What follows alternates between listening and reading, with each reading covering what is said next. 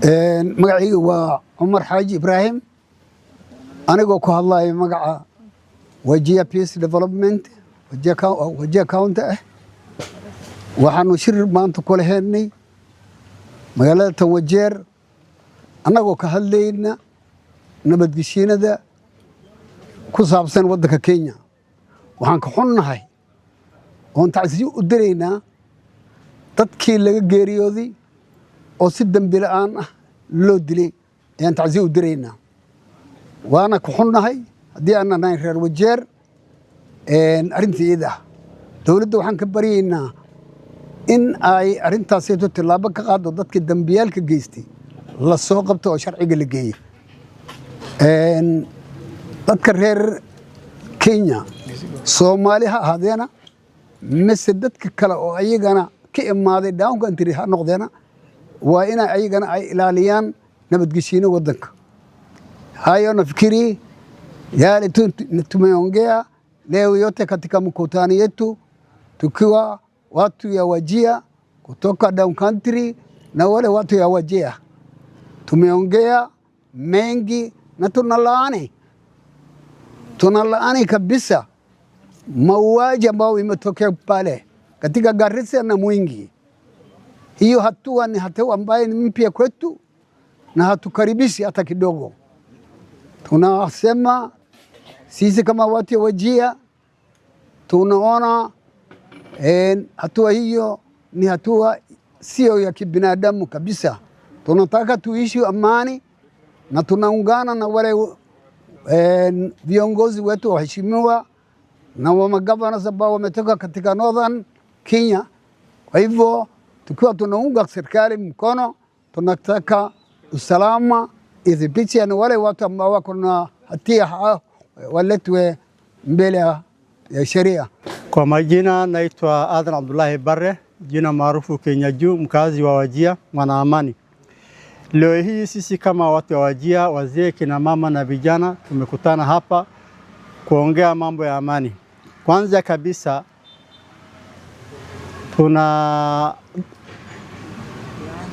tunalaani yale ambayo yametendeka huko Garissa na Kitui. Sisi kama watu wa Wajir hatuungi mkono na tunaamini ni wahalifu wametenda, na hao wahalifu tunaomba serikali ichukue kwao hatua kali. Kwanza kama watu wa Wajir tukiwa locals na non-locals, wa Somali, wa Meru, wa Kamba, wote tuko hapa tunaishi kwa amani. Na vile mjuavyo Wajir imekuwa kaunti ya kwanza kwa mambo ya amani na usalama. Tunataka hiyo jina yetu na heshima yetu ilindwe. Hatutaki mambo ya uhalifu na tunakana kabisa hiyo mambo na tunalaani kwa tukiwa pamoja.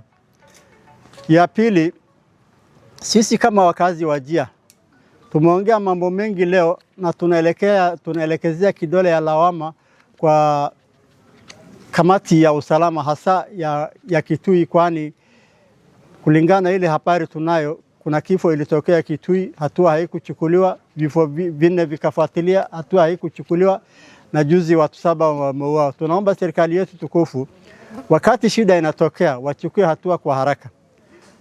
Serikali ikiendelea kuzubaa inamaanisha shida itaenea.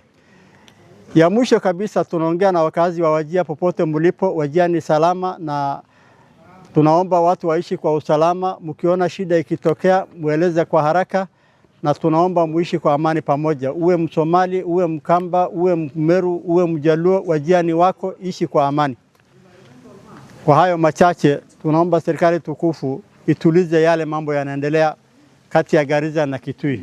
Chairman, ningependa kusema ya kwamba sisi tumekaa kwa amani mahali hapa na tunaendelea kuomba serikali iweze kuingilia mambo kama haya ambayo ilitokea kule Sekuru, na pia tunashukuru Gavana Malombe na Gavana wa Garissa kwa kuingilia.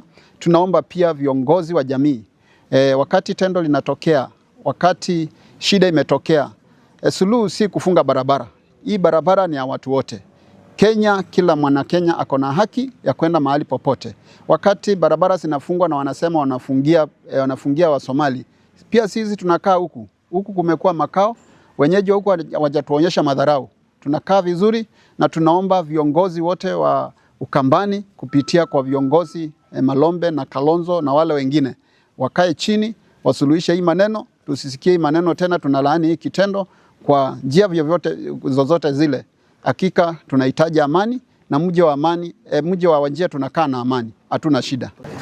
Bismillahirrahmanirrahim. Magacaygu waa Aadan Maxamed Xasan, anigoo ah dhalinyarada kamid dhalinyarada joogan county-ga Wajir.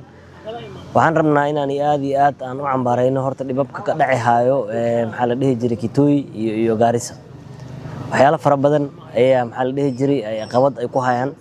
Maanta meeshan waxaan iskugu keentay Wajir Peace and Development Agency oo aad uga shaqeyso laamaha arrimaha ammaanka.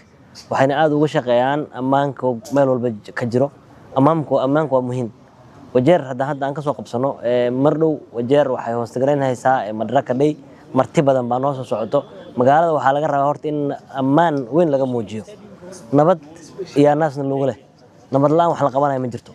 marka waxaan rabnaa Wajir mar dhow waxay qaadatay bilad waxay ahayd county-ga uga ammaan badan Kenya. taana waxaa keenay wada shaqeynta laamaha ammaanka dadweynaha, dhalinyarada iyo faith-based organizations.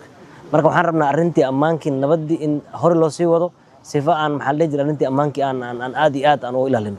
waxaan markaan u dirayaa maxaa la dhihi jiray fariin dadka isticmaalaan social media-ga oo hate speech-ka sheegaan oo waliba uga badan gabdhaha TikTok fadhiyaan oo maxaa la dhihi jiray arrimahan oo aad iyo aad uga hadlayaan. waxaa muhiim ah col nin wax u taray ma lahan, digaal macna ma lahan. hadda waa aragteen jidka wadada way xiran tahay. ilmihii aadi lahayn iskuulihii jaamacadihii aadi lahayn meel ay aadi karaan ma jirto. diyaaradihii waa qaali lama raaci karo. dhibab fara badan ay imaanaa. marka waxaan rabnaa nin walba meeluu joogo inuu arrintan ammaanka uu aad iyo aad uga qabto. midda kale laamaha ammaanka waxa waaye annaga waxaan ka shaqeynaynaa nabadda meel walba. bedelkii ninkii dhibkeeno in la raadsado ayaa muhiim ah. haddii ninkii dhibkeeno la raadsani waayo waxyaalo fara badan baa dhici. early warning system in la helo, early response in la helo, dowladda ay qabtaan nin walba oo dhib wado. haddii taa la sameeyo wax arrimahan badan waa laga badbaadi. lapseskan security lapseskan waxaan jira dhan waa iska dhamaanayaan. marka aniga waxaan dadku uga baaqaa dadweynaha Wajir waxa ku nool arrimaha ammaanka intaan ka shaqeyno, martida Wajir soo socota inaan soo wada dhameeyno si at least arrimahan ammaanka ay ku anigoo ku hadlaaya magaca reer Wajir oo Ilaahay ka sokow haddana oo mahadnaqayo jumciyaddii meeshaan iskugu keentay Wajir Peace and Development. waxaan leeyahay walaalayaalow inta luqadda aan ku hadlayo fahmaysay dhibaatada taalla. waxaan dhihi karaa anaga dhib uu nagu dhacay laakiin anaga dhibaatada naga bilaabatay. carabka waa wax baas. carabka haddaan la celinin dhibaato ayaa imaanaysa. fidnana rag ma wa bilaabo, fidna haweenaa bilowda. dhibka haddii meesha lagu ekayni lahaa warka uu iska gaabnaani lahaa. waxaan u sheegayaa gabdhaha Soomaaliyeed oo luqadda aan ku hadlayo fahmayaan, gabdhayow usha dhulka dhiga oo ragga aad caraabinaysaan daaya oo fidnada daaya oo Ilaahay ka baqno. muslimiin baan sheeganaynaa, Soomaali waa muslim, muslimiin baan sheeganaynaa. Ilaahay aan ka baqno. Ilaahay aan oga baqno jiiraankeenna. waxaa lagu dhahay jiiraanka Nabiga Kaleey Salaatu Salaam wuxuu ku dhahay jiiraanka wuxuu kugu leeyahay مثلا kan muslimka wuxuu kan qaraabada wuxuu kugu leeyahay saddex xaq. kii qaraabanimada iyo kii jiiraannimada iyo kii maxay eeto islaamnimada iyo kii jiiraannimada. midka kaleeto wuxuu kugu leeyahay xaqu jiiraan buu kugu leeyahay. marka waxa waayay way nala joogaan, way maxay eeto shaqay noo qabtaan. wax alla wixii ma aragtay magaalada development la sameeyay ku deeno sameeyaan, way nala nool yihiin 30 sano 40 sano qaarkood nala nool yihiin. sidaas oo kaleeto yaan annagana ayaga oo la noolnahay oo laga yaabo carruurteen inay down Kenya ku wada dhasheen. walaalayaal ammaanka aan sugno. aaladan social media-dana waxa waaye waa masiix dijaal baa la dhahaa. waxa waaye hadal wuxuu ammaan leeyahay intuu afkaaga ku jiro. waagi hore wax walba la iska dhigi jiray, wax ka duubi jirin ma jirin. carabkeena aan ilaalino, Ilaahayna aan oga baqno, bini aadankana ma aragtayaan isku fidnaynin. halkaas aan